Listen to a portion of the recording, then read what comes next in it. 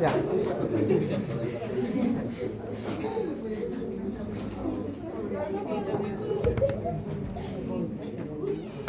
Esos capítulos ya son un poco más cortos, ¿ya? Así vamos a avanzar. Ya. Esa es farmacología de la enfermedad ulceropéptica, ¿ya? Esta es la farmacología más relacionada al tracto gastrointestinal, ¿ya?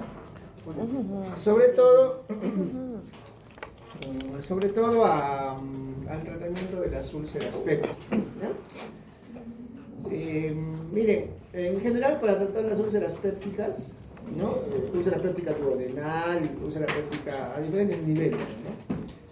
Úlcera péptica gástrica, etcétera, etcétera. El de elección hoy en día son los inhibidores de bomba de protones, ya los IBPs. En este caso, lo más conocido es el omeprazol. Hay varios, el pantoprazol, el omeprazol, ¿no? Etcétera, etcétera. Pero los de elección son los IBP, son los inhibidores de bomba de protones, ¿no? Ahorita vamos a ver el mecanismo de acción, es bien interesante, por ejemplo, ranitidina versus omeprazol y otros fármacos. ¿Ya? Entonces, el de elección siempre son los IBPs, en todo el tratamiento de la úlcera péptica, ¿no? Pero después, estudios posteriores han demostrado que no solo son los IBPs, sino que siempre es una terapia combinada. Por ejemplo, ¿quién produce las úlceras pépticas? Son los... bueno, el 80% de las úlceras pépticas está relacionada al Helicobacter pylori, ¿ya? Porque hay úlceras pépticas no relacionadas al Helicobacter pylori también, pero el 80% hasta el 90% están relacionadas al Helicobacter pylori, entonces tienes que dar antibiótico más su IBP, ¿cierto? El IBP es un inhibidor de bomba de protones, entonces inhibe la producción de ácido clorhídrico, bueno, de hidrógeno en este caso, impide su unión del hidrógeno con el cloro, ya no se forma ácido clorhídrico. Lo malo que como uso crónico, de alguna manera alteras las células que producen ácido clorhídrico. ¿Y qué otras células producen ácido clorhídrico? ¿Cómo se llaman las células? Parietales, ¿no? ¿Ya? ¿Y estas células parietales qué producen aparte de ácido clorhídrico? Factor intrínseco. Entonces dice, a la larga podría alterar la producción de factor intrínseco y intervenir o disminuir la absorción de la vitamina B12. ¿No? Ya, pero ahora tal vez combinan. Ahora, ya tenemos que, o sea, eliminamos, por ejemplo, el agente causal, en este caso el Helicobacter pylori, ya inhibimos bomba de protones, inhibimos secreción del jugo gástrico, el ácido clorhídrico, y aparte protegemos la mucosa, podemos proteger la mucosa con diferentes medicamentos como los antiácidos, y también los fármacos protectores de película como el suprarpan, que vamos a ver, ¿ya? Entonces, pero en general los de elección siempre es pues los IBPs para apoyar. Hemorragias gastrointestinales no es el tema, pero por ejemplo, si es una hemorragia gastrointestinal aguda, ¿no? La mayoría es por una úlcera gástrica o una úlcera duodenal o úlcera péptica duodenal o gástrica. Entonces, de elección, también hemorragias gástricas de emergencia es omeprazol, ¿no? O inhibidor de bomba de protones, pero por vía oral, ¿no? Si es una emergencia, tiene que ser endoveno, ¿ya? Eso vamos a ver después. Entonces, miren, caramba,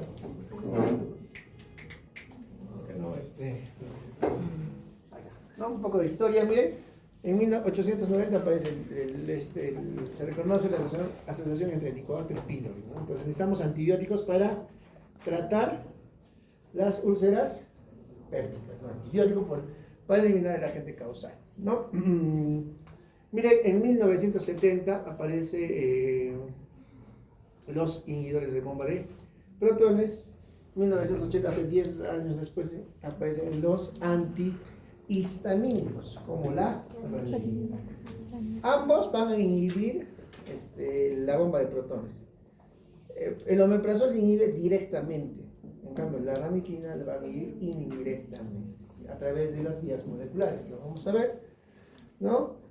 Luego, las últimas décadas ya se asocia una terapia combinada con antibióticos, ¿no? Para erradicar justamente el causante más frecuente, ¿no? Y después nuevos fármacos más enfocados a fortalecer la barrera protectora, la barrera mucosa, ¿ya? De la pared intestinal.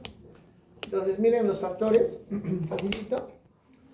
Por ejemplo, para que te dé una úlcera gástrica, bueno, una úlcera péptica en general, sea gástrica o duodenal, tiene que haber tres escenarios, ¿no?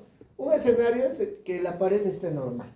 O sea, si la pared, la barrera intestinal está normal, así haya gérmenes o agresores que ataquen la pared, no se va a producir ninguna úlcera, porque la úlcera, digamos, la pared intestinal está indemne, íntegra, hay buena producción de moco, no tomas AINES, etc. Entonces no va a pasar nada. En cambio acá, ¿qué pasa con la pared? Miren, con pared. Hay un debilitamiento de la pared, de la mucosa, de las defensas de la mucosa. Se debilita. ¿Por qué se debilita? Por ejemplo, miren, un ejemplo, miren, infecciones por el Helicobacter pylori, pérdida de las defensas normales de la mucosa, por ejemplo, por el uso de AINES, ¿no? Los AINES, por ejemplo, ¿qué hacen los AINES? Inhiben COX, nuevamente inhiben las prostaglandinas productoras de mucosa, ¿cierto? Entonces, cuando ya tenemos una pared delgada, pues va a predisponer a mayor úlcera. Y nos vamos al otro extremo. ¿Qué pasa si la pared está normal, pero el agresor es más fuerte? En este caso, por ejemplo, cuando hay una hiperacidez, en caso habrán visto el famoso síndrome de Solin-Ellison, donde hay una hiperacidez gástrica más qué? ¿Ah? ¿Ah? ¿Se lo rea? Dentro del síndrome de Solin-Ellison hay una hiperacidez, ¿no? Una hiperacidez, y entonces esa hiperacidez me puede llevar a destruir la barrera gástrica, ¿no? Ya está, entonces son varios escenarios, vamos a ver. Entonces, si quiero dar un tratamiento farmacológico para la úlcera péptica, por ejemplo, entonces, primero me puedo abocar a fortalecer la barrera, ¿no es cierto? O sea, la pared. ¿Qué más puedo hacer? Puedo eliminar el agente agresor, ¿no? En este caso puedo eliminar la hiperacidez, o también puedo eliminar factores que me debiliten la pared, como el Helicobacter. Por eso hoy en día la terapia es combinada, no es solo uno. Ahí también, vamos a agrandar un poco.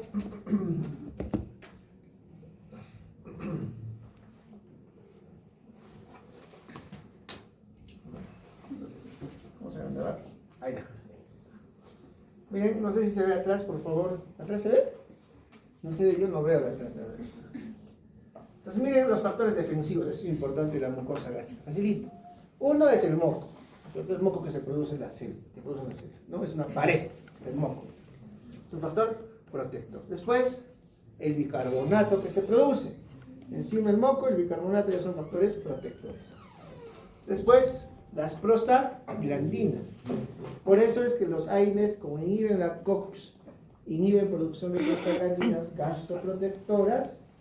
Entonces, por eso los AINES son gastrolesibles, ¿no? Entonces, las prostaglandinas, no todas, por supuesto, porque algunas prostaglandinas están relacionadas a la inflamación, ¿cierto?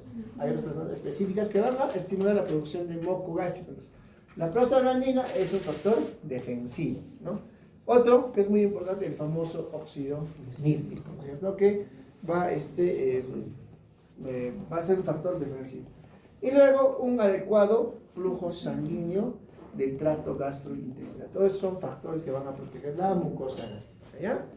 ¿Qué pasa, digamos, si no hay un buen flujo? No sé. Por ejemplo, estados de shock hipovolémico, vasoconstricción, no llega sangre. Si no llega sangre, las células parietales se mueren, hay una necrosis y predispone a úlceras. Debe haber un buen flujo. Entonces, un buen flujo, una buena secreción de óxido nítrico, buena secreción de factores que no inhiban la producción de prostaglandinas, buen bicarbonato y buen moco, van a proteger la barrera del tracto gastrointestinal, ¿ya? Entonces, miren, y de ahí vemos, por ejemplo, el AINE, ¿qué hace? Es bien interesante, miren el AINE, ¿qué hace? Vamos a ver la flecha. Tiene un efecto sistémico, miren, el AINE va a inhibir síntesis de prostaglandinas a través de la inhibición de la COX, ¿cierto? ¿Qué más? Inhibe producción de moco y bicarbonato, el AINE, ¿no? Claro, no es que yo me tome 3 días el AINE y me va a producir, no, sino, digamos, si se prolonga el uso, ya va a producir eso, ¿no? Entonces, inhibo producción de moco, ¿no? Inhibo síntesis de prostaglandinas, entonces voy a tener disminución de la secreción de moco, ¿cierto? Entonces, mayor riesgo de gastroenteritis. Y además el AINE va a estimular la extravasación de leucocitos del intravascular hacia las células parietales, hacia la pared. Entonces va a destruir las células también el AINE, ¿no? Entonces predispone a úlceras gástricas, ¿no? Ya está. Entonces ese es el efecto del AINE, ¿no? Entonces tenemos fármacos, por ejemplo, protectores de la mucosa, que van a mejorar esta pared del moco y bicarbonato, ¿no? Tenemos antiácidos, ¿no? Tenemos antibióticos que van a atacar justamente el Helicobacter pylori, y tenemos antisecretores. Todos esos vamos a ver en esta parte de la farmacología. Miren, factores agresivos. ¿El ácido gástrico es agresivo? Sí, porque cuando hay en exceso y parecido es agresivo, ¿no? Claro que el cuerpo o la mucosa lo neutraliza, ¿no? Pero no todo. La pepsina, ¿qué cosa es? Una enzima que degrada los péptidos, ¿no es cierto? También es un factor agresivo. Los AINES, ¿no? Ya hemos visto. El famoso Helicobacter pylori, 80-90% presente como etiología de las úlceras pépticas, ¿no? Pues ya está. Ahí vemos, ahí está, ¿no? Ahí está la famosísima célula parietal, es bien interesante. Miren, aquí está la bomba de, no sé si se ve, bueno, vamos a ver, ya. La bomba de potasio hidrógeno ATPA, dependiendo de la ATP. Entonces, ¿qué hace miren, la prostaglandina, ¿no? ¿Qué hace acá la terminación vagal? Por eso, antes, como última terapia para hemorragias gastrointestinales, planteaban cirugías tronculares. ¿Por qué planteaban cirugías tronculares? Justamente se dedicaban a cortar el nervio vago que está inervando el tracto gastrointestinal. ¿Por qué? Porque el nervio vago, ¿qué va a producir? Miren, acetilcolina. La acetilcolina va a estimular la producción de histamina, o también finalmente se va a unir a sus receptores muscarínicos. La acetilcolina va a producir una serie de vías de señalización a través del trifosfatidinositol, va a aumentar concentraciones de calcio, y esto va a estimular la producción de hidrogeniones, o va a producir ácido clorhídrico. O sea, en este caso se va a liberar más hidrogeniones, ¿no? Ácidos, ¿no? Hidrogeniones es el ácido, más acidez, entonces, ¿no? Entonces, por eso antes, ya no se hace, ¿no? Pero antes los libros describen todavía, como última terapia era la cirugía troncular. Cuando había una hiperacidez y había un sangrado, hemorragia gastrointestinal por úlcera péptica, para evitar que se siga produciendo acidez y siga habiendo mayor lesión de la mucosa, se planteaba cirugías tronculares, cirugía del nervio vago, ¿no? Que está ahí en el nervio vago, ustedes saben. ¿Cómo se llama el vago? ¿El otro nombre? Gastroneumoentérico, ¿qué es? Pues que va todo el tracto gastrointestinal. Entonces, había una rama que se va al tracto gastrointestinal o a donde estaba la úlcera y la cortaba. Por este efecto, ¿no? Entonces, ¿cómo se llama el efecto de la acetilcolina? Es un efecto muscarínico, ¿cierto? Acetilcolina, receptor muscarínico, aumento de trifosfatidilinositol, aumento de calcio, y el aumento de calcio va a estimular la producción de ácido. En la bomba, hidrógeno, potasio, ATPase. ¿Ya? Miren, nos vamos al extremo. ¿Qué hace la somatostatina? Somatostatina, o sea, viene de estática, ¿no? Estática y dinámica. Estática es reposo, dinámica es movimiento.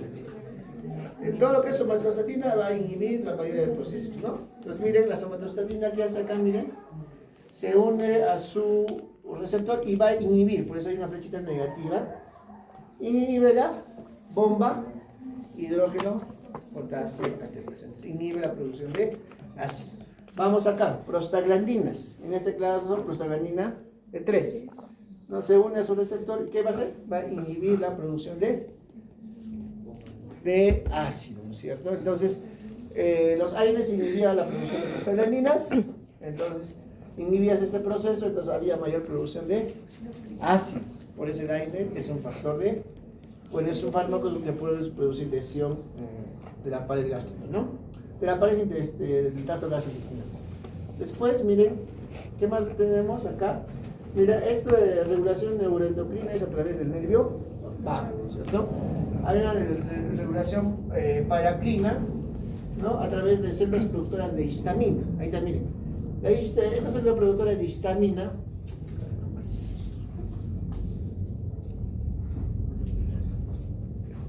¿cómo hablan? Vaya. ¿Listo? Entonces miren, estas células, ¿dónde está su...? Ya, células tipo enterocromafines producen histamina. La histamina se une a su receptor AMP cíclico. ¿Y qué va a producir? ¿Va a estimular o inhibir? Estimula. Va a estimular a la bomba de potasio hidrógeno, ¿no? Entonces va a producir mayor acidez, ¿cierto? Entonces la ranitidina, ¿qué cosa es? Antihistamínica. Entonces va a inhibir la histamina, ¿no? Y va a inhibir la producción directa o indirectamente. Indirectamente, ¿no? Es la basal de producción de ácido, ¿cierto? En cambio, el inhibidor de bomba de protón, o sea, los inhibidores, los IBP se van directamente a la bomba, inhiben a la bomba, ¿ya? Entonces miren, y luego tenemos una regulación endocrina, las famosísimas células G, pregunta de examen, ¿no? ¿Qué producen las células G? Gastrina. Es una hormona, si es gastrina, va a producir cosa, ácido clorhídrico. Se une a los receptores de gastrina, trifosfatidinosidol calcio, y estimula la bomba de protones, ¿ya? Entonces miren, hay varias vías moleculares. Una está la somatostatina, que va a inhibir, ¿no? la bomba, y la somatostatina, dicho sea de paso, producen las células D. Las células enterocromafines producen histamina y producen mayor acidez. La gastrina, igualmente mayor acidez. La acetilcolina, que es liberada de las terminaciones nerviosas del nervio vago, esta también libera mayor acidez, ¿cierto? ¿Cómo se llama el sistema nervioso del tracto gastrointestinal? Hay unos plexos, ¿se Plexo de acuerdan? Meissner y de Auerbach. Esos, ¿no? Esos plexos son justamente relacionados a la inervación de esta célula parietal, ¿ya? Entonces ven, miren los efectos de la gastrina, del nervio vago, de las prostaglandinas, ¿ya? De la somatostatina, de la gastrina y de la histamina. Entonces, ¿cómo puedo yo inhibir la célula parietal entonces? Directa e indirectamente. Directamente a través de los IBPs, indirectamente puedo dar antihistamínico como la ranitidina, ¿no? Puedo dar también incluso fármacos que puedan inhibir, ¿no?, la producción de gastrina, ¿no? No son muy conocidos, pero puede hacer una cirugía troncular en casos de emergencia como antes se hacía. Puedo también estimular, o sea, a tener agonistas de prostaglandinas de 3, ¿no? ¿Qué prostaglandina se usaba como gastroprotector, se acuerdan? El misoprostol, ¿no? ¿Se acuerdan? No, en Estados Unidos se usa más, solo que pues, embarazadas, todo eso. Y puedo inhibir directamente la bomba de protones, ¿no es cierto?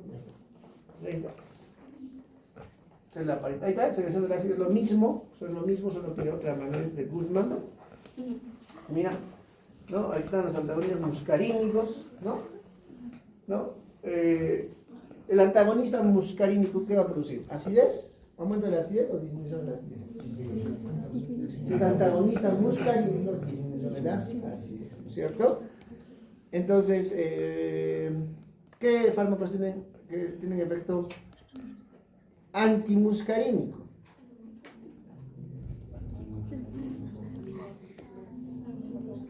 Ya, digamos, si el efecto muscarínico, porque está relacionado a la acetilcolina y al nervio vago, ¿qué produce? Secreción. O sea, incluso igual también el efecto muscarínico se ve a nivel salival. ¿Qué va a producir?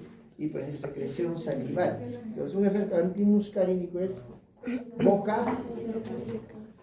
¿Qué más muscarínico tiene el efecto antimuscarínico? ¿Qué otro efecto tiene? ¿Qué otro tiene efecto anticolinérgico? Que es casi lo mismo. Hemos hecho ya. Por ejemplo, un inhalador que se usa bastante. Salbutamol. Salbutamol es un beta-2 agonista. Efecto anticolinérgico que seca y broncodilata. Reumoroid atrófico, no es un virus, ¿ya? Entonces, miren, esta es otra manera de ver todos los efectos, ¿no? Todo está relacionado, chicos. Ya, miren, aquí está, miren cómo la acetilcolina, a través del nervio vago, que es un neurotransmisor, ¿no? Se va a unir y va a estimular la producción de ácido clorhídrico, ¿no? Miren acá esto, miren acá. Entonces, ¿quién inhibe directamente la bomba? Los inhibidores, de hongo de protón. Ahora, ¿quién neutraliza directamente el ácido que está produciendo la bomba? Un antiácido, ¿no? Un antiácido. ¿Qué antiácidos conocen? Un ejemplo.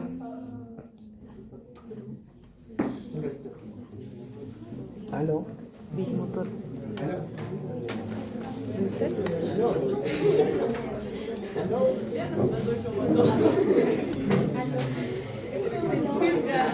Esos son los antiácidos directos, ¿ya? Antiácidos directos. Miren, ahora después tengo que, miren, terapia dirigida al Helicobacter pylori. ¿Qué antibióticos? Está amoxicilina, gentamicina, metronidazol. ¿Ya?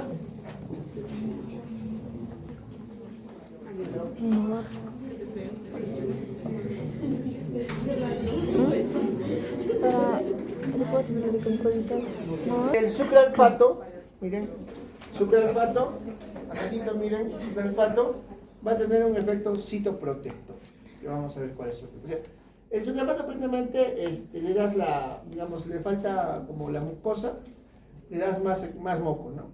Sucralfatito, ¿no? Ya está, tenemos antibióticos, tenemos IVPs, tenemos antihistamínicos, etcétera, etcétera, etcétera. Entonces, siguiente.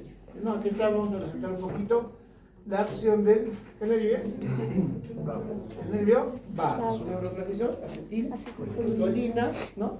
La acetilcolina produce o estimula la liberación de histamina, ¿cierto? Los receptores antihistamínicos, ¿no?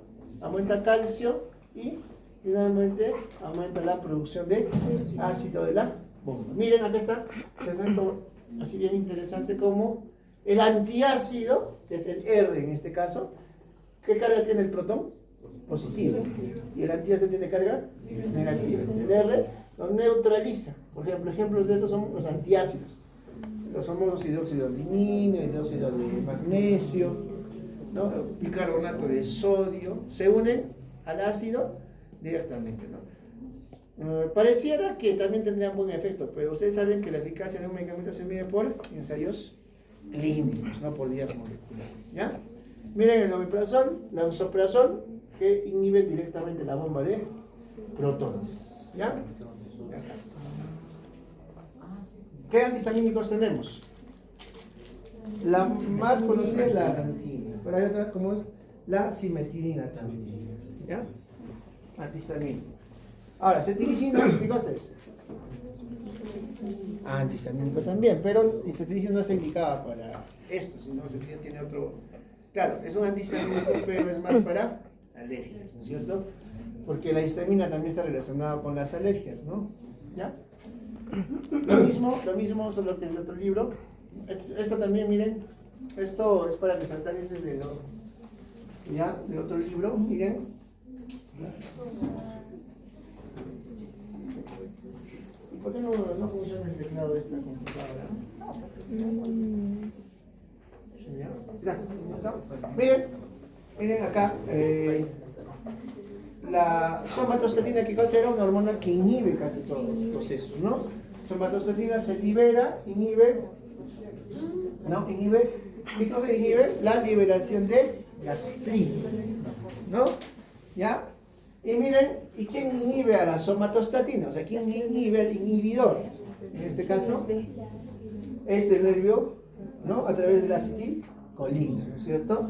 Y los receptores de acetilcolina a través del nervio, ¿no? Del nervio vago, no va a inhibir la somatostatina. Entonces, si inhibe la somatostatina, ya pues se va a liberar normalmente la gastrina. Pero sin embargo, miren, la acetilcolina también estimula la liberación de gastrina. Miren, la gastrina pasa al vaso sanguíneo, al flujo sanguíneo, y se va por el mismo vaso. Esta misma gastrina se une a su receptor de gastrina. ¿Qué va a producir? liberación de histamina y finalmente producción de ácido clorhídrico. ¿Ya? ¿Cómo se llama ese efecto? Así donde liberas gastrina, se va al vaso y en el mismo órgano actúa.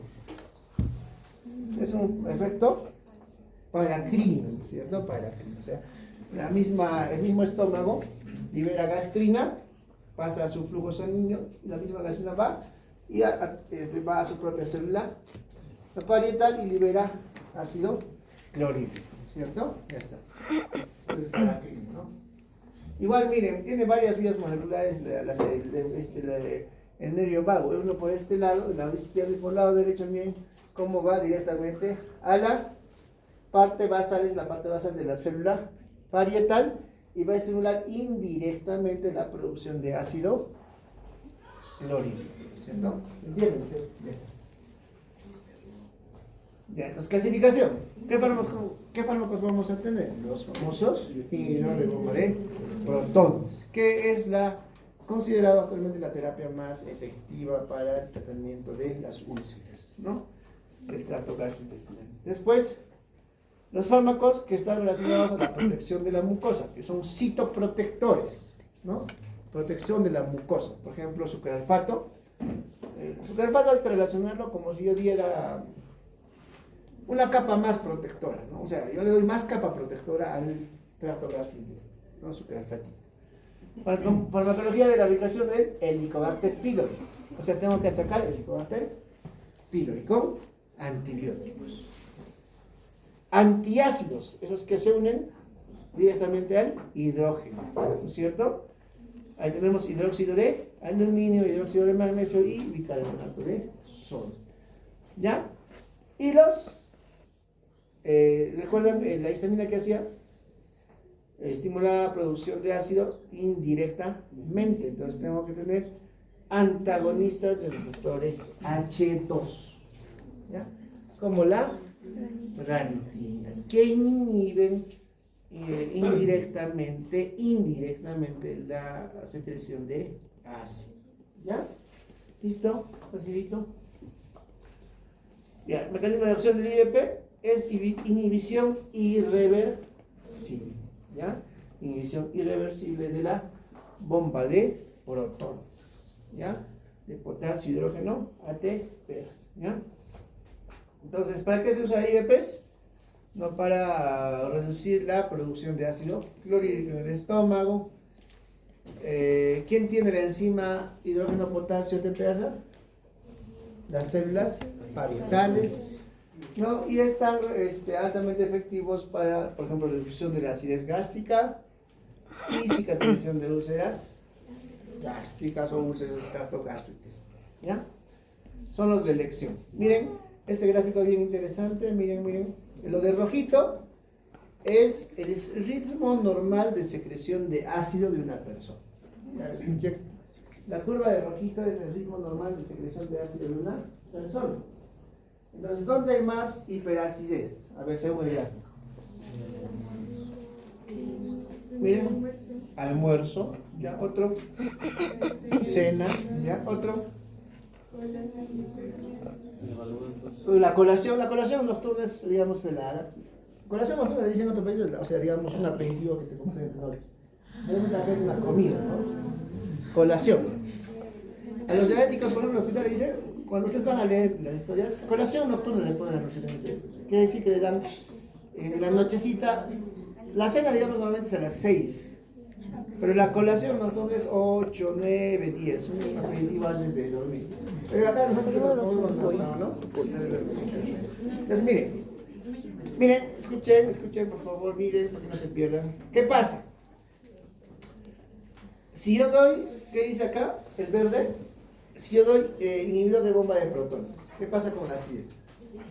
¿Y qué pasa con la acidez si yo doy antihistamínicos H2, como la ranitidina? ¿Ya? ¿Quién disminuye mejor la acidez? Según la curva. O sea, si yo doy IBPs, mantengo la mayor parte del día, no todo el día, sino la mayor, porque hay un pico, ¿no? La mayor parte del día disminuyo la acidez, la mayor parte del día. Excepto cuando más o menos, en la noche, ¿no? Excepto un poquito en la noche. Y ranitidina, también disminuye la secreción de ácido, pero no tanto como el IBP, ¿no? Sobre todo la rendida, ¿cuándo disminuye la acidez? Un poco en el almuerzo, ¿cierto? Entonces, bueno. Ahora, los IBPs se activan tienen una vía de activación, ¿no? Entonces, ahorita vamos a ver un gráfico mejor. ¿Ya? Entonces, los IBPs actúan mejor, o sea, bloquean mejor la acidez comparado con los antihistamínicos. Y la mayor parte de ellos. Es lo que me dice este gráfico, ¿ya? Farmacocinética, ya bueno, solo para mencionar, ¿no? Biodisponibilidad, miren, el omeprazol 40, 65, por casi la mitad. Tiempo de vida media 0.5 a 1 hora, máximo 3 horas. Y dosis habitual, miren, para úlcera péptica, o que es GERD. Reflujo gastro. ¿Ya? Bien. Puedes dar 20 miligramos o 40 miligramos cada día. O sea, puedes dar, en pastillas viene de 20 y en ampollas viene de 40 el omeprazol. Entonces, si viene en pastillas de 20, puedes dar una tableta cada día. O puedes dar una tableta cada 12 horas, hasta una dosis de 40 miligramos por día. Por eso dice 20 a 40 miligramos por día. Si es hemorragia gastrointestinal, es diferente. A ver, si es una hemorragia gastrointestinal por úlcera del tracto gastrointestinal, tienes que usar omeprazol de 40 miligramos, pero endovenoso, ¿no? O sea, le pones, para un paciente adulto, de 40 grados, 2 ampollas, o sea, 80, bien endovenoso, está, ¿no? Lo diluyen y lento, le pones en 2 minutos, bueno, ya está. Y luego infusión. Así se tratan las emergencias, en este caso por hemorragia gastrointestinal, ¿ya? El metabolismo, todos la mayoría por el hígado a través del citocromo P450, ¿ya? Entonces también van a tener sobre todo los cirróticos, todo eso hay que tener, digamos, un poco más de cuidado, ¿ya? Miren, omeprazol, pantoprazol, lansoprazol, esomeprazol, ¿no? Omeprazol para nosotros y ya para el primer mundo, pues lansoprazol, pantoprazol, ¿no? Esos son caros, o sea, en realidad sí son caros, ¿no? Si uno compra pantoprazol, lansoprazol es carito, ¿ya? Pero sí hay. En el índice de salud se maneja omeprazol, ¿ya? Estudios de omeprazol versus pantoprazol, lansoprazol, algunos estudios me dicen que tiene mejor efecto el lansoprazol y pantoprazol versus omeprazol. Pero son estudios, digamos, un poco aislados, ¿ya? Listo, miren, esto es importante. Los IBPs, ¿no? ¿Qué IBPs conocemos? Omeprazol, esomeprazol, lansoprazol, pantoprazol, ¿cierto? Esos se tienen que protonar para activarse. Si yo hablo de protón, ¿de qué estoy hablando? De hidrogenión. Entonces, ¿qué necesito? Para que se active el IBP, ¿qué necesito? ¿Un medio ácido o un medio básico? Un medio ácido con hidrogenión para que se active. Entonces, ¿cuándo será mejor tomar un IBP? En ayunas. ¿Ah? En ayunas. Escuchen, este gráfico de acidez, no es que acá el paciente está comiendo, almorzando. No. Más bien cuando uno almuerza disminuye la acidez porque el ácido se mezcla con el alimento. Esto es en condiciones normales, sin alimento, o sea que el paciente no está, o sea, la persona no está comiendo. O sea, han estudiado la curva de acidez de una persona que está así, ¿no? Entonces, ¿dónde hay mayor acidez? Antes de comer. Justo, no antes, sino durante, cuando yo quiero comer, tengo la sensación de comer, de cenar, de desayunar, ¿cierto? Cuando hay esa sensación, aumenta la hiperacidez. Es por eso que los IBPs, como se tienen que activar en un medio ácido con el hidrogenio, necesitan un medio ácido. Entonces tengo que dar antes de los alimentos. Porque si yo como, digamos, un chicharroncito, ¿qué pasa con el ácido? Se mezcla con la comida y disminuye la acidez. Menos hidrogeniones disponibles para su unión con el omeprazol o con los IBP, ¿ya? Entonces por eso recomienda dar antes de los alimento en ayunas, por ejemplo, ¿no? ¿Ya? A ver, la mayoría de pacientes van a preguntar, doctor, ¿cómo tomo esto? ¿En ayunas o con comida? Sí, pero son pocos realmente los medicamentos que se tienen que tomar en ayunas, como este, que es que decimos, son los IVPs. Ya está, hay por vía endovenosa, por vía oral. Mire, ¿ves?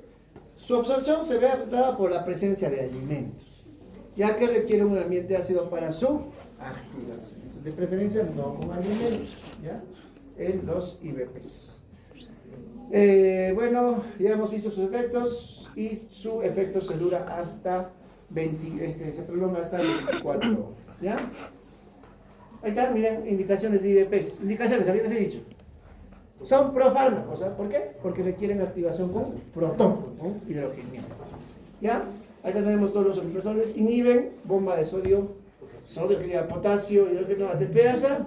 Inhiben secreción de ácido clorhídrico. ¿Qué más? Se puede administrar en dosis única, como 20 cada 24, o en 2 veces por día, 20 cada 12. No se debe administrar con fármacos que alteren el pH integral, claro, porque si me tomo fármacos que van a inhibir la producción digamos, que van a alterar el pH gástrico, voy a alterar la farmacocinética del IVP. No requieren ajuste renal, son seguros. Comparado con los antihistamínicos como la ranitina sí requiere ajuste renal, es nefrotóxico, ¿ya? ¿Se acuerdan qué efectos tenía? No sabemos hablar con ustedes eso. Farmacología renal hemos dicho. Feo, ¿no? Ya. Entonces, pero comparado con la ranitina, por ejemplo, en falla renal, la ranitina normalmente es cada 8 horas en pacientes normales, pero en renales es cada 12 horas. En cambio, el omeprazol no hay problema, no se ajusta dosis, ¿ya? Y son de elección en la mayoría de enfermedades relacionadas al ácido, ¿ya? Son de elección. ¿Listo? Este es un resumen de todo. Por ejemplo, aplicaciones: enfermedad por reflujo gastroesofágico, de elección. Úlceras pépticas, tanto duodenales, gástricas, de elección. ¿Qué más? Síndrome de Soyer-Ellison, donde hay una hiperacidez debida a los tumores pancreáticos productores de gastrina, ¿no? ¿La gastrina qué era? ¿Se acuerdan? Pancreático, productora de ácido, ¿no es cierto? También prevención de úlceras de estrés, pero es controversial. Bueno, realmente, miren, ustedes saben que los libros se editan cada cuánto más o menos. ¿Alguien sabe eso? Yo tengo entendido que cada libro sale ediciones cada 5 años, 7 años más o menos, ¿no? Ediciones nuevas. Entonces, en 7 años ya se han publicado miles de artículos, ¿no es cierto? Entonces, lo que dice ese libro, digamos, de la 13ª edición, hasta que se publique la 9ª edición, ya los conceptos han variado en 7 años, digamos, ¿no? Entonces, Goodman sí menciona que, por ejemplo, es controversial el uso del omeprazol para la prevención de úlceras de estrés o úlceras de Curling. Las úlceras de estrés son úlceras, pues no, son úlceras por enfermedad. Ustedes saben que el estrés por enfermedad va a inhibir prostaglandina y va a producir úlceras. Y esas úlceras por estrés de elección, dice en Guzmán todavía, ranitidina. Pero hoy en día ya no, se puede usar sucralfato, se puede usar omeprazol y se puede usar ranitidina. ¿Ya? Pero si les preguntan, digamos, clásicamente se sabe que la dirección para úlceras de Curling o de este es ranitidina. Pero también se puede usar omeprazol, pero aunque su uso es controversial, ¿no? Hasta que salga la 9ª edición seguramente. Y se usa para la erradicación de Helicobacter pylori, pero no directamente, pues, sino como coadyuvante, porque necesitas antibiótico, ¿ya? Listo, esos son los IVPs. Ahora los otros que nos faltan. Antihistamínicos H2. En de elección, el más representativo es la histamina. Reduce la secreción de ácido clorhídrico de manera indirecta, inhibiendo la secreción de histamina. ¿Disminuye la acidez o no? Claro, disminuye la acidez gástrica indirecta. ¿Un poquito? Claro, no poco, digamos término medio, ¿no? Pero mejor, un poco menos potente, digamos, que los IVPs. Ranitina, pero no es la única. Miren, simetidina, ¿ya? Simetidina, ranitina, famotina, esos tres son los más conocidos, ¿ya? Pero el más conocido, el cliché de toda hospitalización, ranitina, cada 8 horas, ¿no? Es la ranitina, ¿no? Simetrina también, ahorita miren, ¿no? Su absorción, todo esto mismo pretende ya para modo de información, ¿no? Ranitina, viene en ampollas, anoten, en ampollas viene de 50 miligramos y en tabletas viene de 150 miligramos. ¿Ya? En tabletas viene de 150 miligramos y en ampollas viene de 50. Dosis usual por vía intravenosa, 50 miligramos cada 8 horas. Ya y si es por vía oral, puedes dar 150 miligramos cada 24 horas por vía oral o 150 miligramos cada 12 horas por vía oral. O sea, total, ¿cuánto sería? 300 miligramos por vía oral. ¿Ya? Por vía endovenosa es 50 cada 8 horas. Así suena. Por vía oral puedes dar 150 miligramos cada 24 horas o 150 miligramos cada 12 horas. Total, 300 miligramos, ¿no? O a veces no solo dan 150 cada 12, sino de frente dan 300 miligramos cada 24, ¿no? Por vía oral, ¿no? Ranitidina, simetrina también, ¿no? Que es un antihistamínico. ¿Ya está? Indicaciones de los antihistamínicos, a ver. ¿Inhiben secreción gástrica? Sí, pero de manera indirecta. Pero miren, son más eficaces en el control de la secreción nocturna, ¿no? ¿Ya? Ahí hemos visto la gráfica. Dosis única o 2 veces por día, ya está. Entonces, 2 veces por día al despertarse o antes de acostarse, ¿no? Ajuste renal, por favor, ajuste renal en casos de falla renal crónica o aguda. De preferencia, por ejemplo, en la profesión casi no usan ranitina como protectora, usan más omeprazol, ¿ya? Depende de la acidez, como en los IBPs, no, porque no necesitan activación, ya está, nada más. ERGE se usa, pero no es de elección. ¿De elección quiénes son? IBPs. Úlcera péptica sí se usa, pero no es de elección. ¿No? En caso de úlcera péptica se prefiere siempre los IBPs, cualquiera de los IBPs, ¿ya? Dispepsia, ¿qué es la dispepsia? Es una sensación de malestar, ¿no? Pero esta se usa bastante para, la ranitidina se usa bastante, eso sí, más que incluso que el omeprazol, para la dispepsia funcional, para esas molestias dispépticas, ranitidina. Si es acidez, hiperacidez estomacal, de repente omeprazol. Pero si es dispepsia, es molestia, sin llegar a una hiperacidez, ranitidina, ¿ya?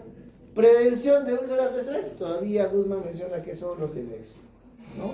Pero los nuevos artículos ya mencionan, puedes usar sucralfato, puedes usar omeprazol, puedes usar ranitidina. Aunque cada uno tiene sus efectos, por ejemplo, ranitina tiene un efecto antihistamínico, omeprazol podría contribuir a la translocación bacteriana. Ustedes saben que el moco del tracto gastrointestinal tiene un efecto protector o no. Claro. Y en pacientes sépticos, por ejemplo, donde está alterado el moco protector, tú le das IBPs, ya no vas a tener moco protector, entonces va a inhibir eso y va a estimular o de alguna manera estimulación, aumentar el riesgo de translocación bacteriana, o sea, del intestino a la sangre. Ustedes saben que el tracto gastrointestinal es un tubo, ¿no es cierto? Ahí hay bacterias.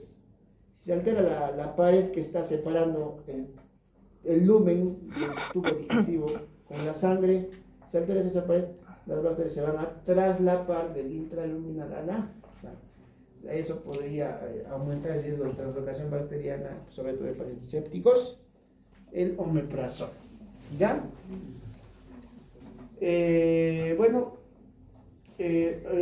AINES siempre tiene, los AINES siempre son gastrolesivos, ¿ya? Antiácidos, ¿qué eran los antiácidos? Se unen directamente al hidrogenilo, ¿cierto? Tenemos hidróxido de aluminio, hidróxido de magnesio y carbonato de sodio. ¿Puedes dar hidróxido de aluminio más hidróxido de magnesio? Sí, dice, han combinado terapia. ¿Puedes dar bicarbonato de sodio más hidróxido de magnesio? Sí, han combinado terapia. ¿Ya? Ahí está, miren, estos antiácidos se clasifican así, de manera química. Pueden ser monovalentes, divalentes o trivalentes. Monovalentes porque son, por ejemplo, el sodio, ¿qué carga tiene? ¿Cuánto creo? Hidrógeno, litio, sodio, potasio, rubidio, eso, ¿no? 1. Magnesio, berilio, magnesio, calcio, bario, 2.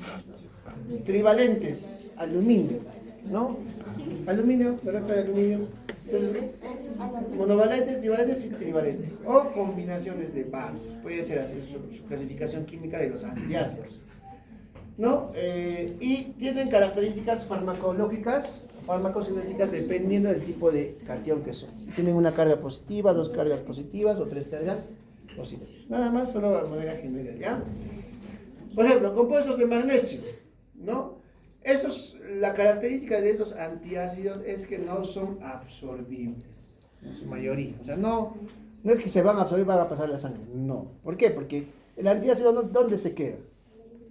En el tubo digestivo, pues se neutraliza el ácido y ahí se queda, no se va a absorber, lo botas, ¿no? Ya se mezcla con el ácido y se va, ¿no? Entonces, no absorbible, ¿ya? Lo malo que los compuestos de magnesio, digamos, tienen capacidad neutralizante de baja a moderada. Un poquito más fuertes, ¿no? Son los compuestos de hidróxido de aluminio y carbonato de aluminio, ¿no? Estos tienen mejor potencia, ¿no? Y pueden producir un efecto astringente. ¿Qué significa astringente?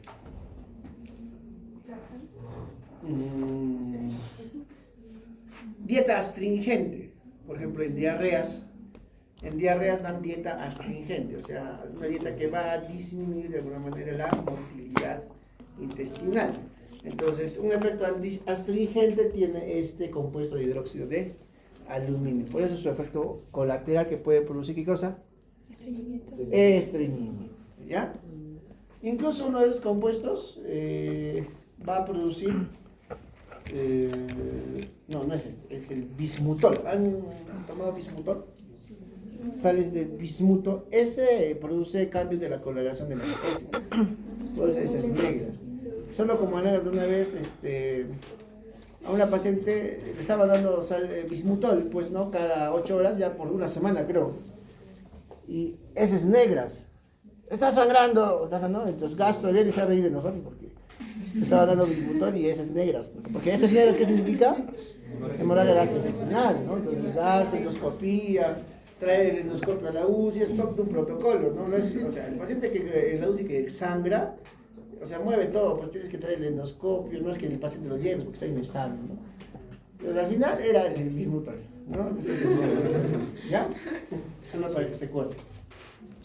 Compuestos de magnesio, aluminio, o sea, están combinando. Acá están combinando magnesio y aluminio, ¿no?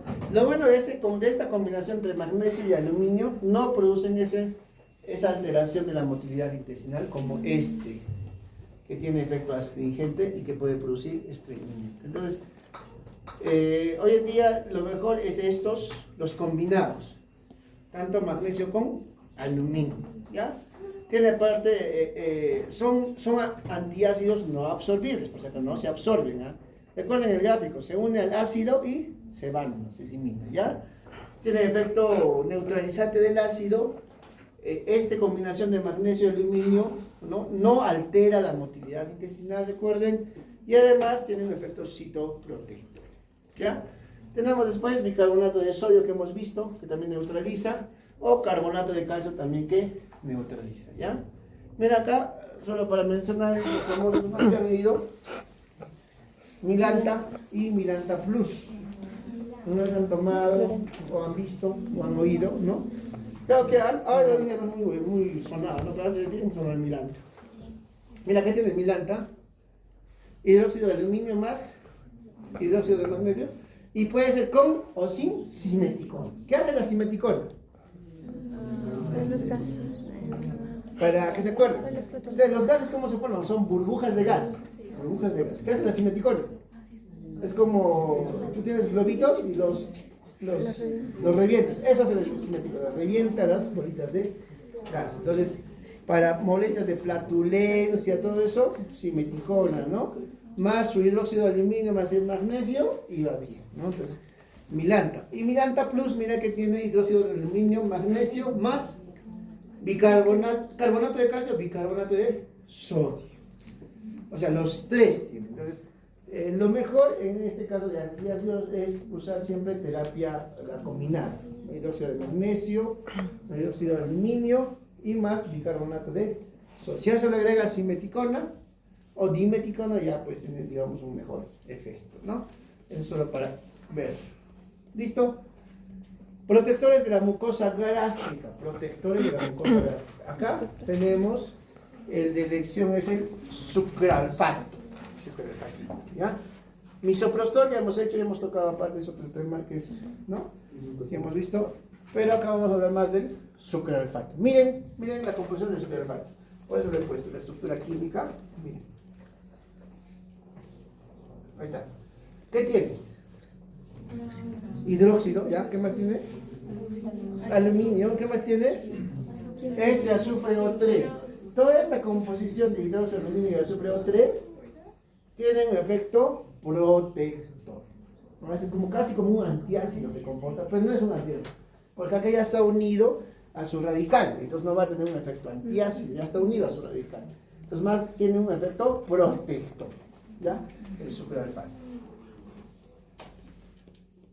Entonces, ¿qué hace? Forma un recubrimiento adherente y viscoso en las áreas úlceras, ¿ves? O sea, es como darle moquito, ¿no? Al paciente, o sea, ¿no? Sucralfato, ¿no? Es como si yo estuviera, digamos, es como las lágrimas artificiales, ¿no? ¿Te faltan lágrimas? Te ponen lágrimas, ¿no? ¿Te falta casito, digamos, un moco protector? Te da un moco protector, que en este caso es el sucralfato. ¿No? Me olvidé de poner el nombre químico de sucralfato. Ya. Entonces, este recubrimiento actúa como barrera física, pues, ¿no? ¿Ya? ¿Listo? Y después de estos tenemos, ¿qué otros tenemos? Protectores gástricos, los análogos de las prostaglandinas, como el misoprostol, que ya hemos hablado. Acá tenemos y los sales de bismuto, ¿ya? Las sales de bismuto, como les mencioné, tienen un efecto colateral de producir heces negras. Entonces, eso hay que mencionar al paciente cuando ustedes dan sales de bismuto, porque se van a asustar. ¿Ah? ¿Qué otro medicamento produce heces negras? Hierro. Sulfato ferroso también, y estreñimiento, ¿ya? Ahí está, sucralfatito, ¿no? Viene en tabletas de 500 miligramos, puedes dar uno. Pero el más conocido es el jarabe, sucralfato en jarabe, ¿ya? Lo mismo se puede dar 500 miligramos, ¿no? El famoso bismocar o bismocal, ¿no? Acá es bismocal, ¿no? También hay eso, ¿no? Pero miren sus utilidades de bismuto también como protector, ¿no? De la mucosa, ¿no? Y el misoprostol, ¿su nombre completo quién es? El famosísimo Cytotec, ¿ya? Listo, miren, el tratamiento del alergia es largo, ¿ah? Primero, el tratamiento del alergia está relacionado al alivio de los síntomas, ¿cierto? Después, cambios de estilo de vida, ¿no? Por ejemplo, ¿qué no debes hacer? Por ejemplo, el tabaco. No es que yo elimino el tabaco y elimino el alergia, no. O sea, tengo que atacar por todos los factores de riesgo, ¿no? Alcohol, todo eso. ¿Qué hace el alcohol? ¿Por qué produce úlcera? Porque no utiliza pues la capa protectora, ¿no? Ya, después tengo que añadir, ¿qué cosa? Inhibidor de bomba de protección. Pero miren, de inicio no es IBPs. De inicio, ¿qué cosa es? Modificar estilos de vida y alivio sintomático. Ya después me voy a inhibidor de bomba de protones. Después, si no hay respuesta, puedo añadir antagonistas de H2, que ya son de segunda elección. Los de elección son los IBPs.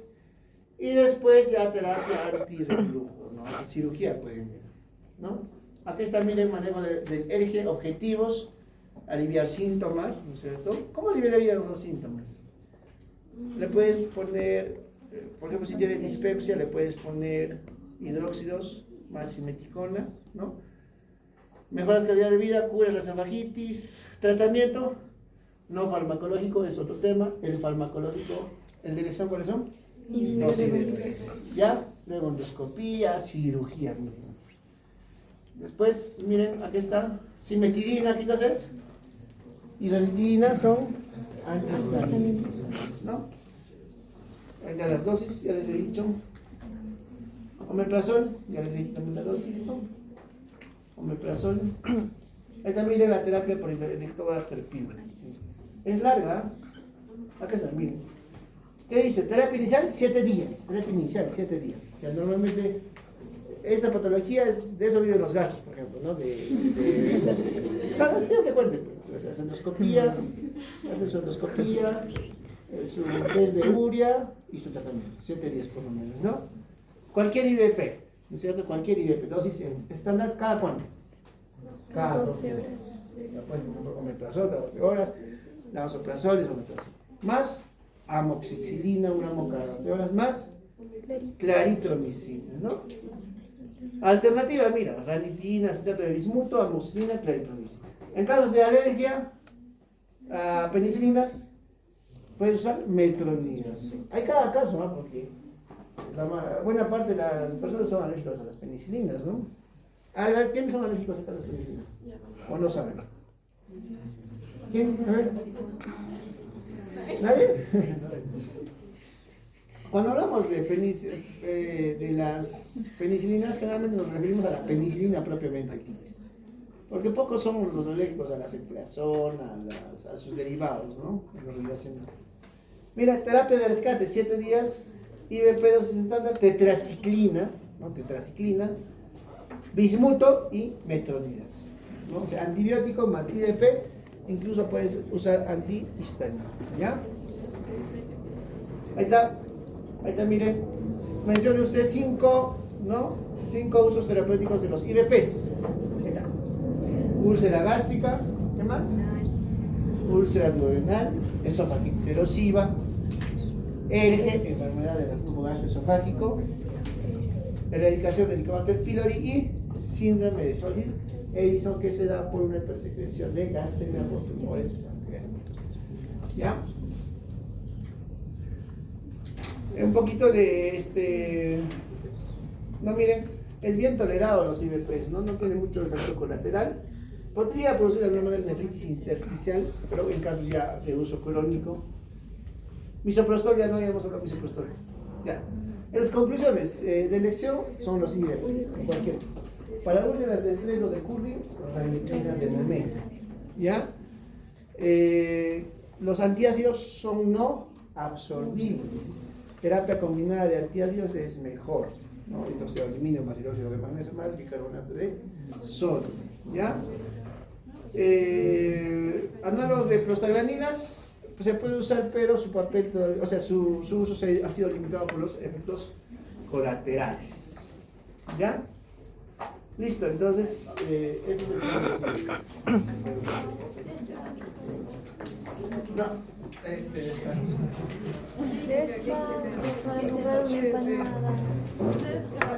En náuseas y vómitos, antidiarreicos y laxantes. Laxantes es cortito, antidiarreicos también es cortito. Laxantes, uno de los laxantes más usados es la lactulosa. También está el polietilenglicol y está los enemas evacuantes, ¿ya? Pero los más usados, lactulosa y polietilenglicol, ¿ya? Antidiarreicos, hemos hablado uno de antidiarreico opioide, ¿se acuerdan? La clase pasada. Loperamida, por ejemplo. Racecadotrilo, bastante usado, sobre todo en niños, ¿ya? Y para las náuseas y vómitos, bastante se usa metoclopramida y dimedenina. Van a ver en todas las pláticas, todos los pacientes, la mayoría están con metoclopramida, con dimidinato, están con ranitidina, están con ceftriaxona, clindamicina. Ya la terapia se ve, digamos, un poco más, se repite, ¿no? Enoxaparinas, cositas, ¿ya? Pues miren, un poquito vamos a... La fisiopatología del vómito es un poco complejo también. Por ejemplo, miren, ¿qué factores pueden hacer que vomite? Vamos por partes aquí. Acá. Por ejemplo, ¿imágenes puede hacer que pueda vomitar? Sí, claro. Olores también. Entonces, ¿dónde se va a integrar eso? la corteza cerebral. O sea, los olores, los factores emocionales, dolor, olores pueden hacer que yo vomite.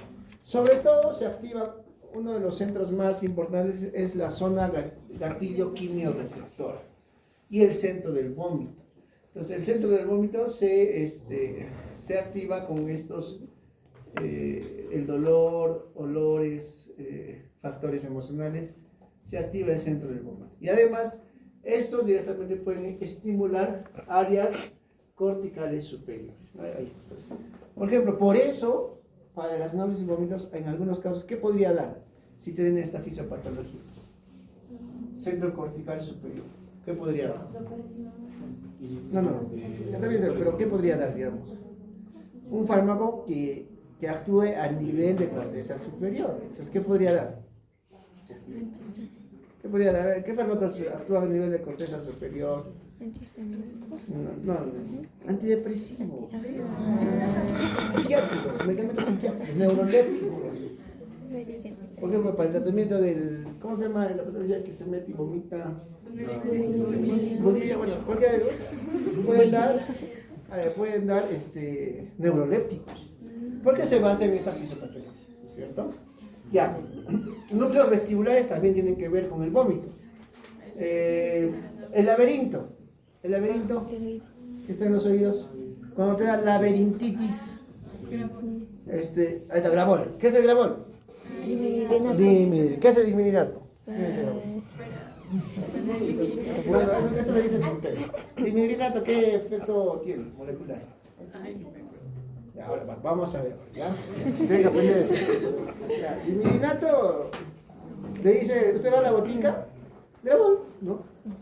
Pero nosotros no estamos ese nivel, no estamos un poco más profundos. Entonces, miren, el vestíbulo también tiene que ver con el vómito, o sea, la laberintitis. Fármacos que van a estabilizar el vestíbulo, ¿no? Bastante se usa en otorrino, por ejemplo, ¿no? La betaestina, ¿no? Para los mareos por alteración del laberinto, del vestíbulo. Ya miren, después tenemos el centro del vómito, ambas. Centro del vómito, ¿no? Que integra todas las señales de arriba y de abajo, ¿no? De abajo, ¿qué estímulos vienen? A través del nervio vago, ¿cierto? ¿Cómo vomitas? A ver, provóquese. No, así. Y estimulas acá en el esfínter esofágico inferior. Y estimulas el nervio vago, se va al centro del vómito. Vomitas, náuseas, vómitos, ¿cierto? ¿Ya qué más? La zona gatillo quimio-receptor es muy importante. Aquí están la zona gatillo quimio-receptora está, ¿no? Los sensores de estímulos eméticos, más importantes. Escuchen, ¿eh? Después van a tener problemas en entender, ¿ya? Y miren, las células heterocromafines del estómago perciben agentes tóxicos o toxinas del intestino y estimulan el vómito. Ya está, ahí está toda la guía. Entonces tenemos una gatillo quimio-receptora, que está acá, ¿no? Acá. El centro del vómito, ¿dónde está el centro del vómito? Acá está, ¿no? Bulbo raquídeo, ¿no? Núcleos vestibulares, áreas de corteza cerebral. ¿Están? Entonces, en conclusión, corteza cerebral, núcleo vestibular, zona gatillo quimio-receptora, centro del vómito, todos esos vías aferentes vagales del nervio vago y las células enterocromafines tienen que ver en la fisiopatología de las náuseas y vómitos. Entonces, por ejemplo, yo puedo dar, acá, como les digo, por eso es importante entender la fisiopatología. Puedo dar, pues, neurolépticos para controlar las náuseas y vómitos, ¿no? Puedo dar, fármacos que van a controlar el vestíbulo. Puedo dar fármacos que van a controlar el centro del vómito. El mismo fármacos que puedan actuar inhibiendo el nervio vago o la acetilcolina, ¿no? Y fármacos que inhiban las células enterocromafines. Entonces, a este lado, del lado derecho, miren, por ejemplo, antihistamínicos. Pero no los antihistamínicos que hemos hablado, sino los antihistamínicos H1. ¿En el otro que hemos hablado? H1. Miren, la iosina. ¿La iosina qué es? No. antimuscarínico, ¿no? Que actúa sobre los receptores muscarínicos M1, ¿no? Justo acá de los núcleos vestibulares. Miren, acá la famosísima metoclopramida, ¿no? Que actúa sobre los receptores de dopamina. ¿Ya? Domperidona, también receptores de dopamina. Entonces, van a usar bastante metoclopramida. Después tenemos el famosísimo ondansetron, ¿no? Actúa en los receptores de 5,3-hidroxitriptamina. ¿Qué es la 5,3-hidroxitriptamina? Es la tirosina, ¿ya? A ese nivel actúa. Miren, comparado ondansetron con metoclopramida, ¿quién es más potente? Ondansetron. ¿Dónde se usa ondansetron? Se usa en vómitos explosivos, ¿no? Esos que son difíciles de controlar. ¿En qué pacientes son difíciles de controlar? Hipertensión endocraniana. No, la hipertensión endocraniana tiene otra fisiopatología. Ese es más a través del tracto gastrointestinal. La hipertensión endocraniana vomitan porque hay hipertensión endocraniana. No va a mejorar con el ondansetron, ¿ya? Ahí tienes que descomprimir nomás, pues, y mejora ya. Esto es a nivel de... Está bien, pero esto es a nivel de tracto gastrointestinal. Entonces, ¿quién actúa mejor? El ondansetron. Tiene mayor potencia. ¿En qué pacientes son las náuseas y vómitos son así, que no se puede controlar? Uno es, sí está bien hipertensión endocraniana, pero si corrige la hipertensión endocraniana ya no hay, pues, ¿no? Hiperemesis gravídica, otro, pero ondansetron no puede usar en embarazadas, ¿ya? A lo mucho dimidrinato o metoclopramida sí puedes usar, ¿ya? Ondansetron no. Pacientes oncológicos que reciben quimioterapia, náuseas, vómitos, ondansetron, ¿ya? Otros pacientes, por ejemplo, en la práctica bastante vomitan los pacientes con encefalitis. Vómitos, ¿ya? Ondansetron, náuseas, vómitos, ondansetron. Sobre todo patologías del tracto gastrointestinal también, ¿ya? Entonces vamos a ver todos esos. Entonces, ¿qué fármacos tendremos? Antihistamínicos H2, ¿otros fármacos? No, los receptores de dopamina, inhibidores de receptores de 5-hidroxitriptamina, ¿no? Etcétera, etcétera. Entonces vamos a ver. Bueno, causas más frecuentes de náuseas y vómitos ya hemos visto. Irritación gastrointestinal, por supuesto. Cinetosis, ¿qué es cinetosis? Es cuando viajas en el carro y empiezas a marearte y se altera el vestido, entonces cinetosis, ¿no? Otro, enfermedad vestibular, laberintitis, por ejemplo. Trastornos hormonales, ¿no? ¿Qué trastornos hormonales? A veces las embarazadas, otro también la etapa premenstrual, algunas, ¿no? Fármacos y radiación. Fármacos y radiación. ¿Quiénes? Fármacos y radiación. Pacientes que vomitan. Toxígenas endógenas, por supuesto, una sepsis. Dolor. El dolor. Claro, el dolor intenso hace que uno vomite también. Factores psicógenos. Por eso ahí está la terapia antipsicógena, ¿no es cierto? En la fisiopatología de las náuseas, ¿sí? Y enfermedades intracraneales, lo que ha dicho. Hipertensión endocraniana. Está muy bien, ya estamos integrando, ¿no? Tienen que integrar. Entonces, todos son causas frecuentes de náuseas y vómitos. Ahí está, miren. Por ejemplo, es más de lo mismo, la fisiopatología, ¿no? La flecha rojita dice factores que pueden producir náuseas y vómitos. ¿Qué factores? Por ejemplo, en el estómago, intestino delgado, ¿qué factores? ¿Quimioterapia? Sí, los oncológicos. Vomitan harto, ¿no? La cirugía. Después de que nos han operado de vesícula, apéndice, nunca han vomitado, a veces se aspira también. Radioterapia, por supuesto, quimio, ¿ya? Otros factores, moduladores del esfínter también, aquellos que van a relajar el esfínter esofágico inferior y vomitan, ¿no? Quimioterapia, anestésicos, opioides, claro. ¿Por qué creen que en sala de operaciones a veces salen con ventilador o se aspiran los pacientes? A veces el paciente es un poco... Se lo toma a veces así a la ligera una operación, ¿no? A veces comen, ¿no? Y te mienten, ¿no? No he comido, no he tomado, ¿no? Y 2 horas antes de la operación están comiendo, ¿no? Entran a la sala, se le pone la anestesia ahí, vomitan. Y como están anestesiados, no tienen el reflejo de toscas. ¿no? Ahí está el famoso que ha venido caminando y salió pues con máquina y tuvo más, ¿no? Y dicho sea de paso, si el alimento se mete al pulmón, después es grave, ¿no? Te produce una neumonitis química terrible, puede estar en máquina, en UCI, ¿no? Claro que se puede mejorar, pero ya pues sales mal. Ya, miren, los recuerdos míos, ¿puede producir náuseas y vómitos? Sí, ¿ya?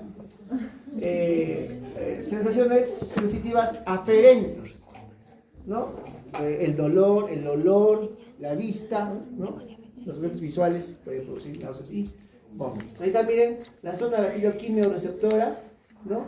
Bien importante, que va a estimular el centro del vómito. Todo está integrado con el centro del vómito. Miren, centros corticales superiores integrados por todo esto, por el dolor, los objetos, los olores, todo eso, igual centro del vómito. Para inhibir todo esto, ¿qué podrías dar? Benzodiazepinas, ¿no? Claro. Con la ¿cuál es que producía la benzodiazepina? ¿Qué producía? El midazolam, por ejemplo. Amnesia. ¿No? Ya no huele mal, ya pues te pongo midazolam y ya ni recuerdas el dolor. No. Benzodiazepina, ¿no es cierto? Miren, acá es muy importante, miren, esta inhibición de acá, inhibe la transmisión de la zona gatillo quimioreceptora al centro del vómito. ¿Qué fármacos? Miren, antagonistas de histamina, H2, antagonistas muscarínicos, iosina o escopolamina, antagonistas de dopamina, ¿qué? Metoclopramida, ¿ya? Y cannabinoides. Por eso está, miren, por eso ahora de último están aprobando el uso del, ¿cómo se llama? De la marihuana, ¿no? En estos procesos oncológicos, justamente para inhibir, ¿no? No es pues la panacea, no es que para todo lo quieren usar. Es que la pobreza es muy fácil, ¿no? Cannabinoides, ¿no? Ahí está.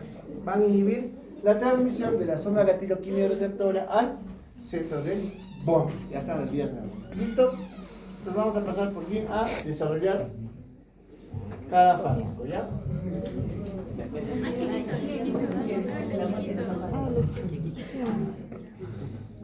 Ya, entonces, fármacos antieméticos. Arriba, antagonistas de receptores de histamina. En este caso, H1. ¿No? Ahí tenemos la sinadricina. Ahorita vamos a ver.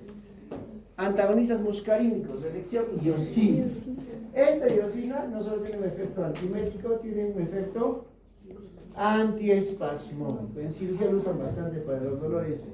Con eso los calman, por el coctelito. No viene con dolor abdominal, colecistitis, le ponen su metamisol, su iosina, le pasa el dolor, otro ya está nuevo y se va, ¿no? Entonces las colecistitis que no son de emergencia. Antagonistas de las 5-hidroxitriptamina, ¿no? O tirosina. 5-hidroxitriptamina es tirosina. Ondansetron, ¿ya? Antagonistas del receptor de 2, metoclopramida. Cannabinoides, y ahí está, lo mencionamos nada más, ¿han visto? ¿Qué hacen los cannabinoides? Inhiben la señalización neuronal de la zona gatillo-quimioreceptora al centro del vómito. Y antagonistas de neuroencinina 1, esos dos los vamos a dejar, nomás. Los antagonistas de los receptores histamínicos, miren, tenemos la sinaricina, la ciclicina, ¿no? Y la prometacina, esos tres, ¿ya?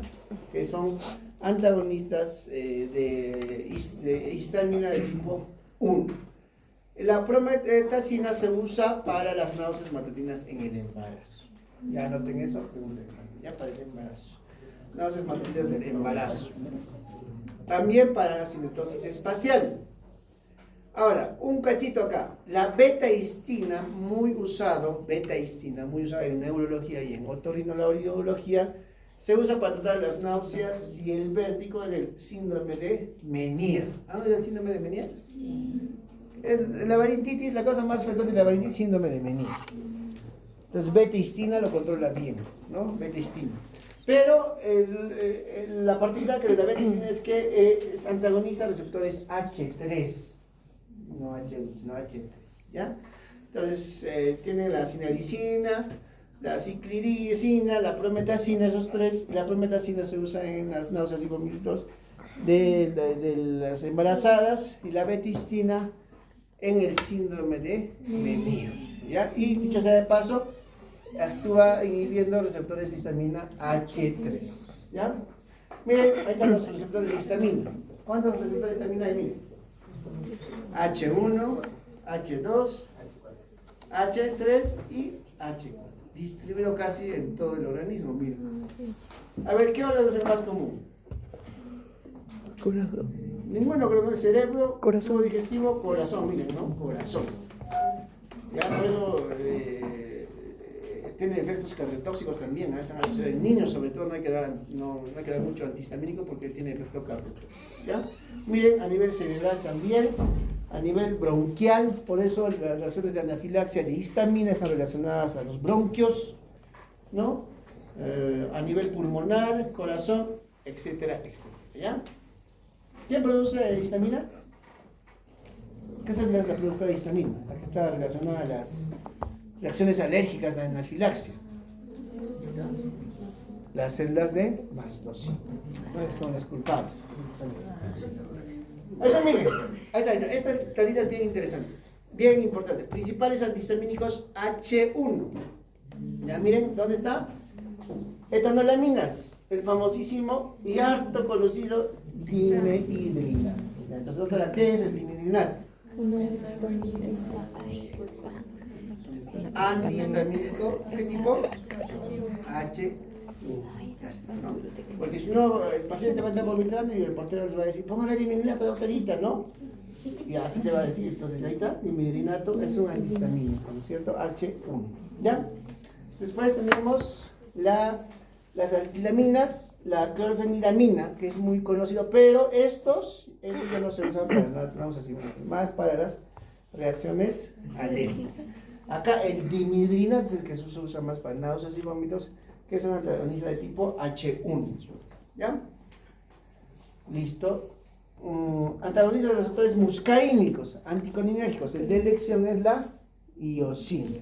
Lo encuentran como escopolamina, ¿no? Escopolamina, iosina. Iosina es el nombre, creo que comercial. Escopolamina, en ese sentido, escopolamina se llama. Iosina. Aparte tiene un efecto antiespasmódico. Por ejemplo, si vienen con colecistitis, tú sabes que la colecistitis se contrae la vesícula, ¿no? Y eso duele. Entonces, le das iosina, se relaja. Entonces ya no hay dolor, ¿no? Igual en la apendicitis. Hay una contracción del tubo digestivo, de la mucosa del apéndice. Le das iosina, se pasa, ¿no? Antes, el tratamiento de o sea, antes, bueno, no sé si hoy en día les seguirán enseñando así, no sé, me avisan ustedes. Para la apendicitis, el tratamiento de la apendicitis, el dolor de la apendicitis, ¿tienes que dar analgésico o no? ¿Sí o no? Sí y no. Hay que dar, pues no vas a tener con dolor toda la mañana, ¿no? El pobre paciente. Ya tienes que dar para el dolor en apendicitis. Escuchen, siempre y cuando estés seguro que es apendicitis. Si ya estás seguro, ya has hecho tomografía, su ecografía, entonces ya se ha comunicado la apendicitis. Es una apendicitis, dale su apendicitis. No la vas a tener así, pues. En cambio, si no estás seguro que es una apendicitis, si tú le vas a dar su analgésico, su antiespasmódico, su metamizol, su dimehidrinato, su metoclopramida, su iosina, su tramadol, todo, hasta su morfina, hasta su fentanilo, va a desaparecer el dolor, pues. Va a desaparecer el dolor, ¿no? Claro. Entonces, y pucha, hasta eso el dolor sigue ahí la apendicitis, peritonitis, perforación intestinal y entonces hay que tener mucho cuidado con los analgésicos, ¿no? ¿Ya? Porque encubre el dolor, pues, ¿no? No sé si eso de la muñequita Minigram. Ellos normalmente a los de liposucción les ponen bombas de morfina, ¿no? 2 ampollas de morfina en 100 y se pasa 2, 3 horas, hasta 10 horas. Lo malo que encubre pues el dolor. Si no has operado bien o pasa algo, no te das cuenta, pues, ¿no? Y aguanta hasta que pues ya, en este peritonitis ya uno se da cuenta realmente cuando toca, ya está apretable, ¿no? Entonces, en eso nomás tienen que tener, pero no es que lo dejen sin analgesia al paciente, no, o sea, antes antes nos decían, no vas a incluir, no. O sea, tú le venías de apendicitis, no te puedo dar nada, no. O sea, si ya tienes diagnosticado, dale nomás porque duele, ¿no? Ya, eso hay que tener en cuenta. Entonces acá, el anticolinérgico más comúnmente usado es la iosina. Aparte tiene un efecto antiespasmódico, ¿no? Y tiene un efecto, ¿qué otro efecto tendrá la iosina? Si es anticolinérgico. Un efecto colateral, Disminución de secreciones. se queda de la boca, ¿no es cierto? Ya está. Y también se usa para el tratamiento y profilaxis de la cinetosis, pero no es muy usado, ¿ya? Antagoniza los receptores 5-hidroxitriptamina. ¿Quién es el acción? El ondansetron. Acá sí vamos a dar hincapié. El ondansetron el principal lugar de acción es inhibe la zona gatillo quimio receptor. En la zona gatillo quimio están justamente los receptores de 5-hidroxitriptamina que están relacionados a las náuseas y vómitos. Entonces va a inhibir los receptores de 5-hidroxitriptamina. Se usa bastante. Acá está la dosis. Acá vamos a ver, miren. Acá les he puesto. Ondansetron. Nos vamos por partes. Miren la dosis. Administrar 8 miligramos de 1 a 2 horas endovenoso o intramuscular inmediatamente antes de la quimioterapia, ¿no? Hoy en día pues el cáncer es un problema ya también de salud pública, ¿no? Harto. Los pacientes ahora, los que fallecen son los jóvenes. Los de la otra generación, los mayorcitos, 80, 90, siguen vivos, en la UCI siguen aleteando. En cambio el jovencito, o los jóvenes, no tan jóvenes tampoco, sino 50, 40 están falleciendo. No sé por qué, bueno, debe ser pues la generación así, ¿no? Entonces, igual en oncología, bastante chicos, bastante jóvenes, de 40, 50 años, ¿no? Entonces, y vomitan, ¿no? Entonces, van bien con ondansetron antes y las quimioterapias, ¿no? Para que no les choque. Miren, para emesis tardía utilizan ondansetron en tabletas. Por vía oral, miren, por vía oral, 1 a 2 horas antes de la quimioterapia, administrar ondansetron, tabletas de 8 y repetir 12 horas después. Las tabletitas también vienen de ondansetron, ¿ya?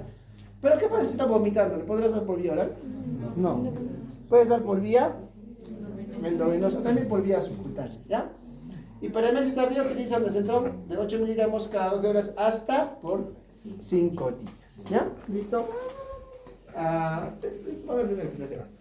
Miren, viene acá en solución inyectable de 4 miligramos o de 8 miligramos. Un detallito con esta ampolita tienes que diluirla en cloruro de 100, envolutores de 100, y pasarlo lento, no tan rápido, lento, ¿ya? ¿Ya está? Miren, ¿qué debo considerar antes de tomar este medicamento? Alergias, ¿no? Si eres alérgico. Embarazo, no se recomienda el uso de ondansetron. ¿Qué usan para enfermedades gravídicas? Dimidinato y metoclopramida. Sí se puede. Y full hidratación. ¿Ya? Lactancia. Bueno, hay que evaluar riesgo-beneficio. Niños, no se debe usar en menores de 6 meses. Ancianos, sí va bien. Ancianos, pónganlo ondansetron, ¿ya? Y náuseas y vómitos inducidos por quimioterapia y radioterapia. Bastante bueno el ondansetron, porque no controlan con dimidinato ni con metoclopramida la mayoría, ¿ya? Ahí está el ondansetron. Ganisetron y topisetron, esto es para el primer mundo, ondansetron acá, ¿ya? Antagoniza receptores de dopamina. ¿Quién es de elección ahí? Metoclopramida. Pero miren, acá hay 3 clasificaciones, escuchen, clasificaciones de los antagonistas de receptores de dopamina, ¿no? Están las fenotiacidas, tenemos la metoclopramida como aparte, y tenemos la famosísima domperidona. Y acá, el levosulpiride, harto conocido. Entonces de estos, tienen que recordar domperidona, tienen que recordar levosulpiride, tienen que recordar metoclopramida. Ya nos vamos de frente a la metoclopramida. Inhibe también la zona gatillo quimio receptor, es un antagonista de receptores de dopamina, ¿ya? La ampolla de metoclopramida viene de 10 miligramos, anoten, 10 miligramos, y la dosis usual por vía endovenosa es 10 miligramos cada 8 horas de metoclopramida. Y ahí en tabletitas también viene de 10 miligramos, el famosísimo, ¿quién ha dicho?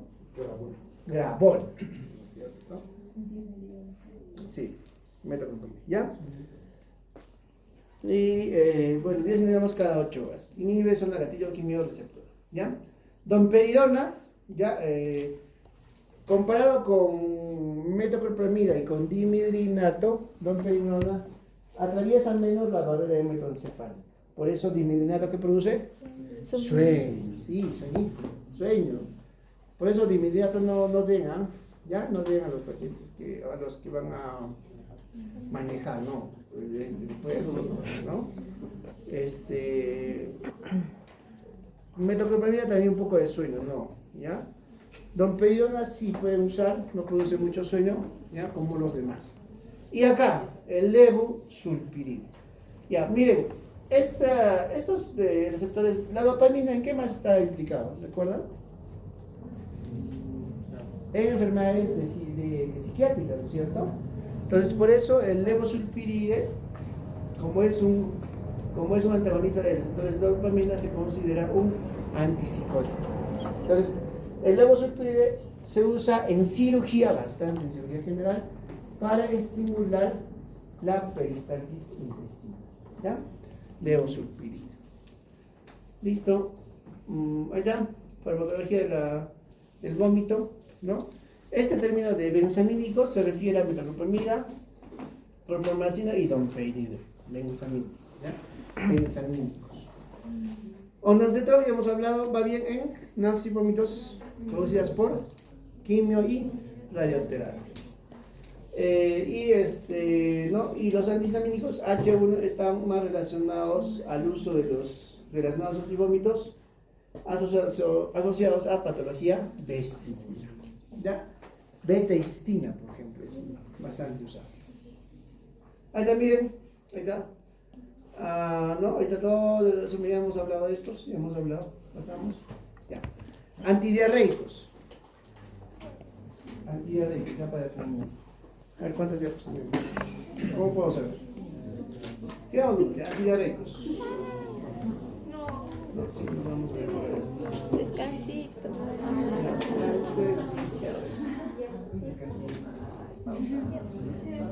Pausa activa. Pausa activa. Avanzamos hasta las 6 y 10, ¿ya? 6 y 10.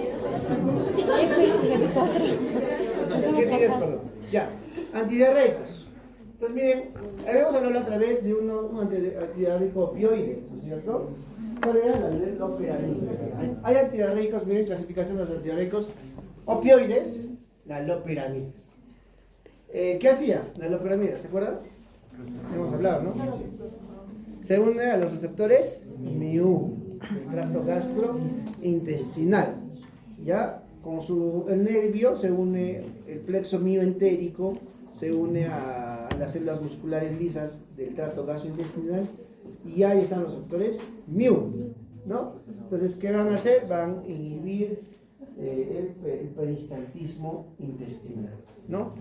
Loperamida. ¿Qué más puedo hacer para no tener diarrea? La diarrea es agua, ¿no? Agua, digamos. Inhibidores de la secreción intestinal. ¿Quién? Racecarotrilo, octreotide. Anoten eso, racecarotrilo y octreotide, bastante usado, octreotide. El octreotide, su otro nombre es análogo de la somatostatina, octreotide, ¿ya? Absorbentes, o sea, quiero que si tengo mucho diarrea, tengo que absorber toda la mayor parte de agua posible, ¿no? La colesteramina, ¿ya? Y antibacterianos, que no es el tema de hoy, ¿no? Porque también para la diarrea, si es infecciosa, ¿qué tengo que dar? Antibióticos, pues, ¿no? Entonces, mire, vámonos a la loperamida. ¿Qué cosa es? Es un antidiarreico tipo opioide. Mire, es un agonista del receptor MIU. ¿Se acuerdan? ¿Cuál es el receptor más importante de los opioides? MIU, ¿no? Pero también actúa sobre el delta, ¿no? Entonces, es un opioide derivado sintético de la piperidina, ¿no? Es una droga efectiva para diarreas por gastroenteritis, enfermedad inflamatoria, intestinal, disminuye mortalidad, ¿no? Y no se debe administrar en niños menores de 12 años. 2 años, perdón. ¿Le darías a un niño menor de 2 años un opioide? Lo pensaría, ¿no? Todavía. Lo pensaría. Entonces vamos a ver un grafiquito mejor, miren. Miren, escuchen, miren. O sea, en la diarrea, ¿qué cosa hay? Secreción de agua y electrolitos hacia ese es el lumen intestinal. Entonces, en la diarrea, ¿qué cosa hay? Aumento de secreción de agua y electrolitos. Es una diarrea.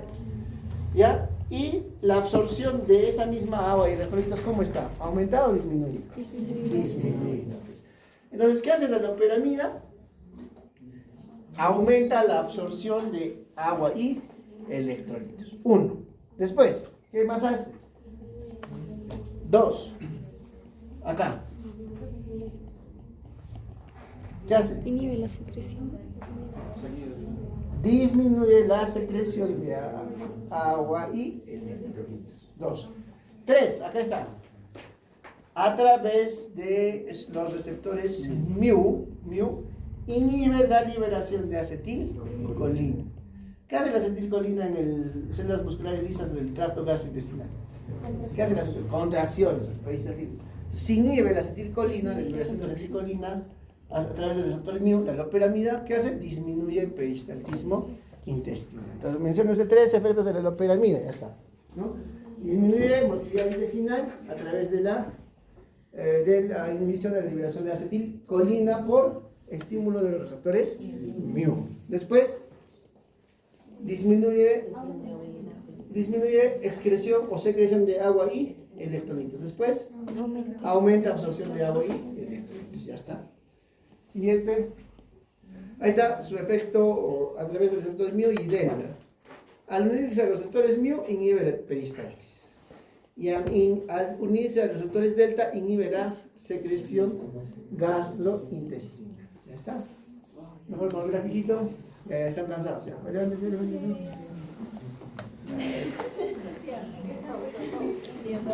2 horas aguanta, ¿no? 1 hora y media. Sí, cansa.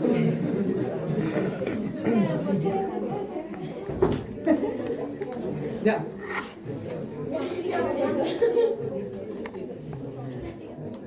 Ahí está, miren. Esto voy a preguntar en el examen, ¿ya? Menciona usted 5 efectos farmacológicos de la loperamida. Perfecto. 1. Disminuye la motilidad gástrica, ¿no? 2. Inhibe la propulsión del intestino delgado. Claro, porque inhibe motilidad. Inhibe la propulsión del intestino grueso también, ¿no es cierto? Mira, va al intestino delgado y intestino grueso. Ahorita vamos a ver un gráfico también bien interesante porque no todos los antidiarréicos actúan en todo el tracto gastrointestinal. Pues. Unos actúan más en el estómago y otros actúan más en el intestino delgado y otros en intestino grueso. No es que actúen pues, en todo el tracto gastrointestinal. Tendríamos solo una pastilla entonces para la diarrea, pues, ¿no? ¿Qué más? Constricción del esfínter de Oddi. ¿Ya? ¿Dónde está el esfínter de Oddi, doctora?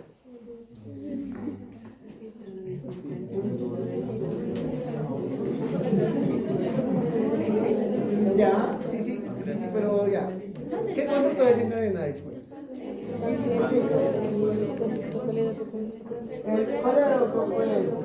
El esfínter de Oddi. Ya está. Entonces, ¿qué podrá producir entonces la loperamida? Ese es un efecto colateral, ¿no? Puede colangitis.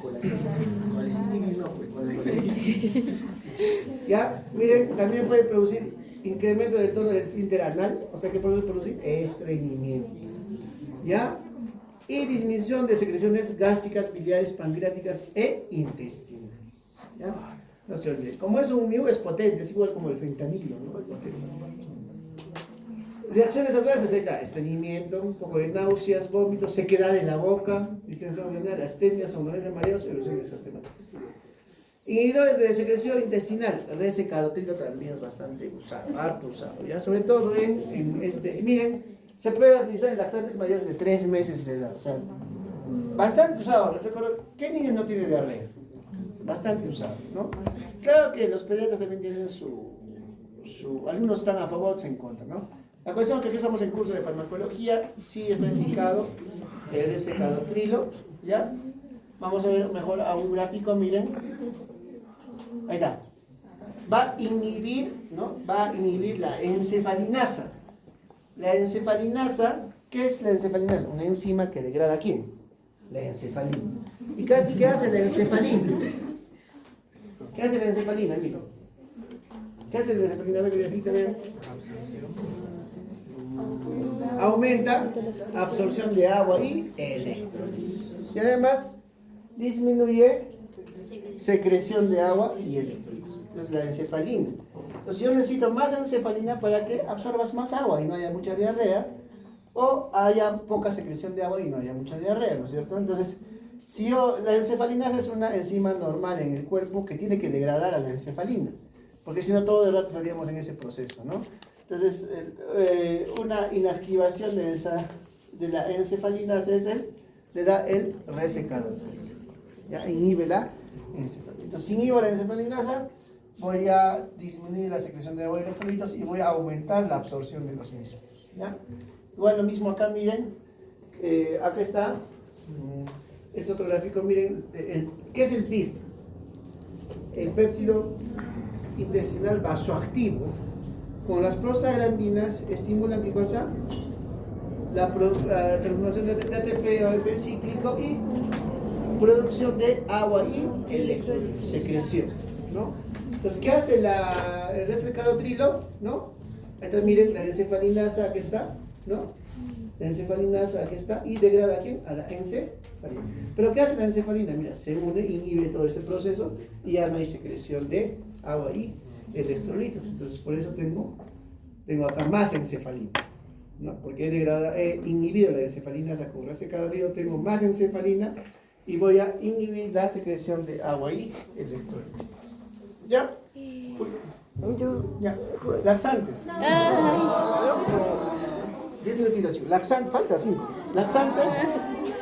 A ver, laxantes. Dentro de laxantes, de los medicamentos laxantes, tenemos los más. Ya, acá es muy importante la fibra. ¿La fibra es para la diarrea o no? Para el estreñimiento. Para ambos.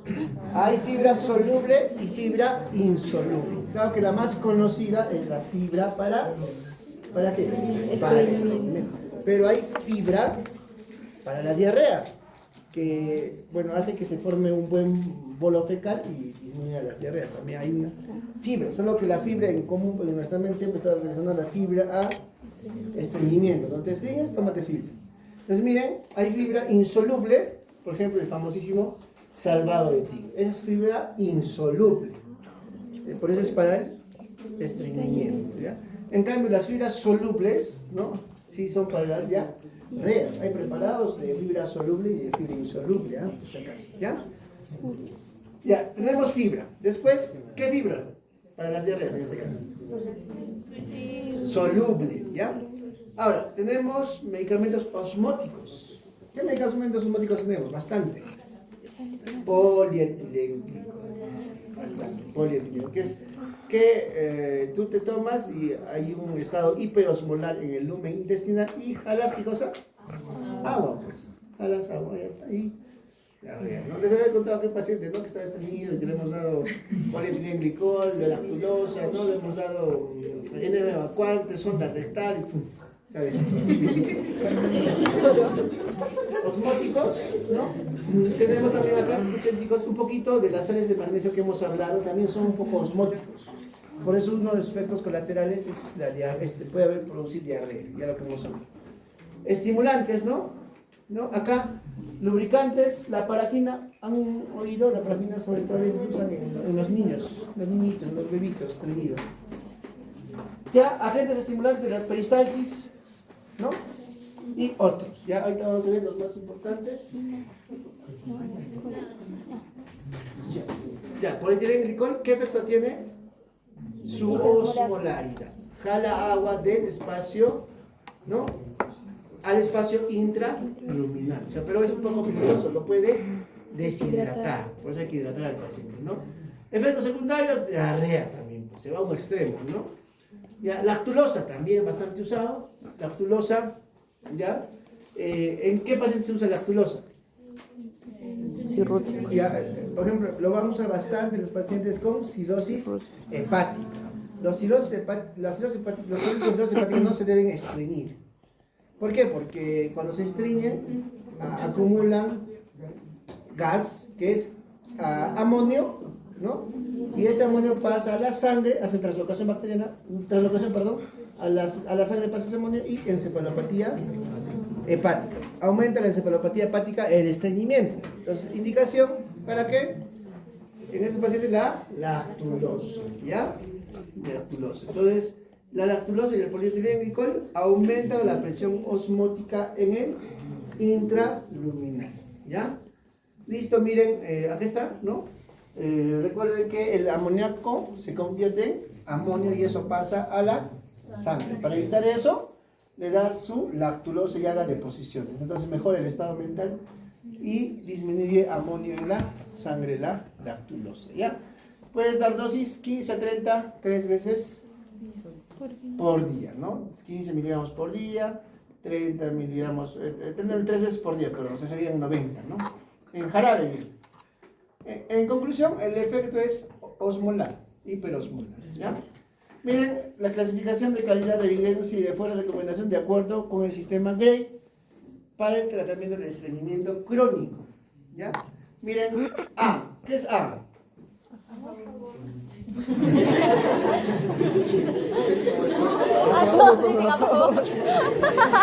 Evidencia muy fuerte.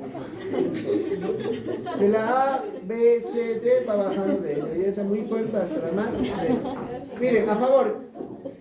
¿Quién está a favor? Miren. Polietilenglicol. No, miren, es la guía. ¿Ya? A favor. En el B, ¿quién está a favor? Lactulosa. Pero aparte hay otros, miren. Laxantes estimulantes, ¿no? Bisacodil. Anoten eso. Bisacodil. Es un laxante. Bisacodil. Bisacodil, ¿ya? Es un laxante. También lactulosa. Están en el mismo cuadro, ¿no? En el C. ¿Ya no hay? D. Bueno, todos los, por ejemplo, esos del Biogaya, todos esos que están promocionando, pero ¿qué evidencia tienen? Dicen que funciona, no funciona, te muestran artículos, ¿no? Pero miren, los más recomendados si quieren estreñimiento crónico, polietilenglicol, lactulosa, bisacodil. ¿Ya? Listo. Miren acá, esto es interesante, miren. Procinéticos y su relación en el lugar de acción. No todos actúan en los tres lados, en el colon, en el estómago, en el intestino delgado. Miren, por ejemplo, ¿quién actúa más en el intestino delgado? Por ejemplo. Domiperido. Sorulotida, ¿ya? Por ejemplo, la metoclopramida que conocemos, más estómago, ¿no? O sea, el estómago es un hueco, es una cavidad. ¿Quién actúa otra vez más en el intestino delgado y colon? Neostigmina, anoten, neostigmina, ¿ya? Neostigmina. Es un procinético colinérgico. O sea, si es colinérgico, ¿a qué receptor estamos hablando? Muscarínicos de acetilcolina, que estimulen peristalsis. Esa es la neostigmina. Miren, actúa más sobre el intestino delgado y el colon. Si tienen un paciente estreñido, así como digamos, a mí me han mencionado que está hace 10 días no hace deposición, ¿qué harían? A ver, metoclopramida, lactulosa. Tienen diferentes mecanismos de acción. Lactulosa, ¿qué hace? Osmótico. Polietilenglicol, osmótico. Metoclopramida, peristaltiza. Racecadotrilo, aumenta secreción. Inhibe secreción. No, aunque no, nos estamos equivocados. El cadotrilo es antidiarreico. Estamos hablando de estreñimiento. Polietilenglicol, enemas evacuantes, etcétera, etcétera, ¿no?